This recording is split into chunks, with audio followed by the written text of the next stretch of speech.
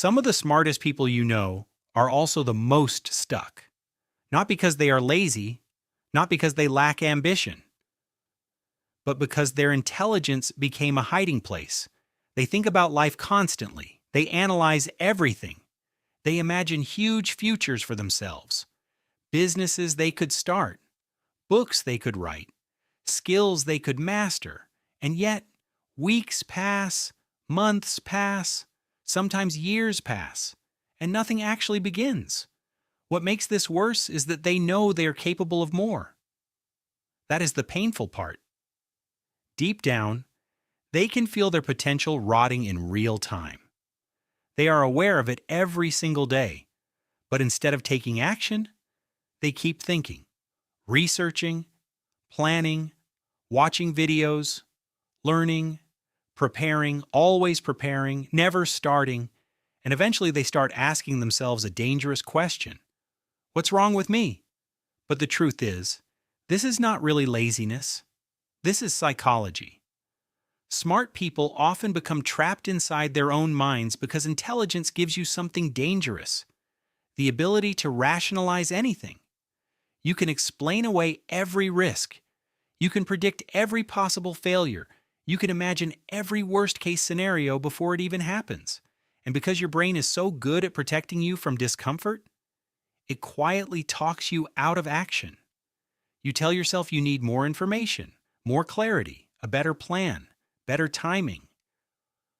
But what you really want is certainty, and certainty never comes.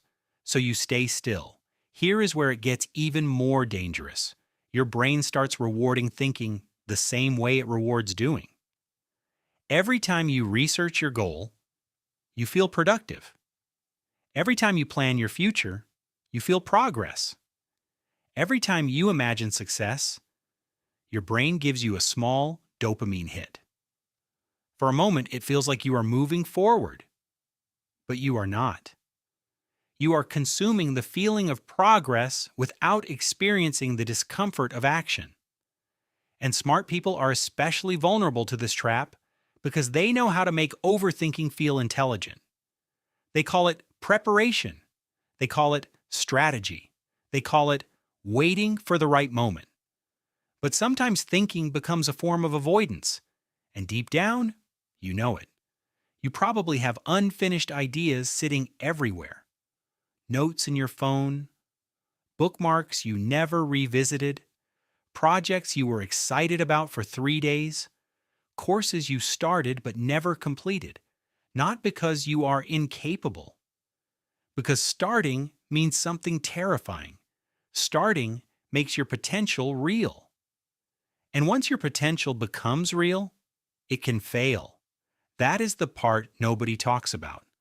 A lot of smart people are addicted to potential. As long as you never truly try, you can still believe you could have been amazing. You can still protect the fantasy. But the moment you fully commit to something, reality enters the picture. Now your intelligence can be tested. Now your ideas can be judged. Now failure becomes possible. And for people who built their identity around being smart, failure feels personal. It feels like losing who you are. Maybe that started when you were younger. Maybe people constantly told you how smart you were, how gifted you were, how much potential you had. At first it felt good, but over time, intelligence stopped being something you had. It became something you had to protect. So instead of risking failure, you unconsciously learned to avoid situations where failure could happen. You stayed in the world of ideas because ideas are safe. In your imagination, everything can still be perfect. But reality is messy. Reality is awkward first attempts, bad drafts, embarrassing mistakes, slow progress, and perfectionists hate that. Smart people often struggle with perfectionism because they can clearly imagine what greatness looks like. So when their first attempt looks average, they panic. They think, if I was truly capable, this should feel easier. But that belief destroys momentum, because mastery does not begin with greatness. It begins with being terrible long enough to improve. The people you admire were not confident when they started. They were not ready. They were not perfect. They just became less afraid of being bad at something. That is the difference. And there is another trap intelligent people fall into. Too many options. Your mind can see every possible future at once. You want to start a business, but maybe another idea is better. You want to learn a skill. But what if there is something more valuable? You want to commit to one path, but you are scared of choosing wrong. So instead of choosing one direction imperfectly, you choose none at all. Your life becomes mental traffic, constant movement inside your head, no movement outside of it. And the scary part is that this lifestyle can feel strangely comfortable, because dreaming gives you emotional satisfaction without emotional risk. You get to imagine success without facing uncertainty. But eventually, something starts breaking inside you. You begin watching other people move forward while you stay stuck in preparation mode. And the gap between your ambition and your actions starts creating shame. You become exhausted not from doing too much, but from carrying the psychological weight of everything you are not doing. That kind of exhaustion is brutal, because nobody else can see it. People think you are lazy, but your mind has been running marathons for years. Now here's the truth that changes everything. Your problem is not intelligence. Your problem is your relationship with discomfort. Right now, your brain treats discomfort like danger. That is why you avoid action. Action creates uncertainty. Uncertainty creates emotional risk. And your brain wants safety, but the life you want exists on the other side of discomfort. The people who succeed are not always smarter. Often they are simply more willing to look stupid at the beginning. They are more willing to fail publicly, more willing to start before feeling ready, more willing to take imperfect action. Meanwhile, smart overthinkers stay trapped waiting for clarity. But clarity usually comes after action, not before it. You think starting will suddenly remove fear. It will not. You will still doubt yourself. You will still feel resistance. You will still feel uncertain. But action changes something important.